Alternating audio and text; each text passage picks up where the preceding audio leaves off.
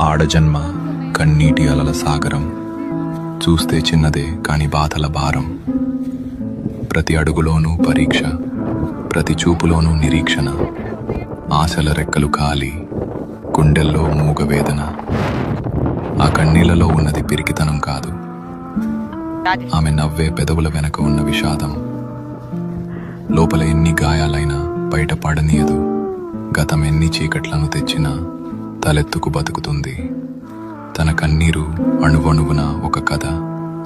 ఆ కథలో ప్రేమ ఉంది, బంధాల కష్టం ఉంది. అయినా ఆ కన్నీరు ఆమెను బలహీనం చెయ్యలేదు. అది ఆమెలోని ఆత్మగౌరవాన్ని పోషించింది. ఏమీ చెప్పకుండానే ఎన్నో నేర్చుకున్నది. ఏదైనా సరే ఎదురు నిలిచి పోరాడింది.